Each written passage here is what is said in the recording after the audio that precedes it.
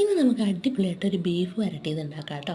അതിന് വേണ്ടിയിട്ട് 1 കിലോ ബീഫിലേക്ക് ഒരു പിടി തേങ്ങാക്കൊത്തും, ഒരു വലിയ കഷ്ണം ഇഞ്ചി, ഒരു 10 അല്ലി വെളുത്തുള്ളി ചതച്ചതും, ഒരു സവാളയുടെ ഹാഫും, ഒരു തക്കാളിയും, 1 ടീസ്പൂൺ മഞ്ഞൾപ്പൊടിയും, 2 ടേബിൾ സ്പൂൺ മുളക് പൊടി മല്ലിപ്പൊടി ചേർത്ത് ചൂടാക്കിയതും, കല്ലുപ്പും, 1 ടീസ്പൂൺ വെളിച്ചെണ്ണ ഒഴിച്ച് നന്നായി കുഴച്ചതിന് ശേഷം ഒരു 3 വിസിലിന് വേവിക്കുക. അത് വേവുമ്പോഴത്തേനും നമുക്കൊരു ചട്ടിയിൽ എണ്ണ ചൂടാക്കി പെരുംജീരകം പൊട്ടിച്ച് അതിലേക്ക് ഒരു സവാള, കറിവേപ്പില, പച്ചമുളക് എന്നിവ നന്നായിട്ട് വഴറ്റി ഇഞ്ചി വെളുത്തുള്ളി അരിഞ്ഞത് ചേർത്ത് വഴറ്റി വലിയൊരു സ്പൂൺ കുരുമുളക് പൊടിയും ചേർത്ത് വേവിച്ച ബീഫ് ചേർത്ത് നന്നായിട്ട് വരട്ടിയെടുക്കുക.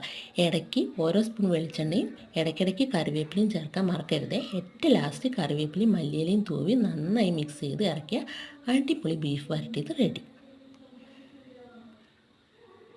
വ്യൂവേഴ്സൊക്കെ ഇഷ്ടം പോലെ ഉണ്ടെങ്കിലും ആരും സബ്സ്ക്രൈബ് ചെയ്യണില്ല കേട്ടോ. സബ്സ്ക്രൈബ് ചെയ്ത് ഒന്ന് സഹായിച്ചേക്കണേ.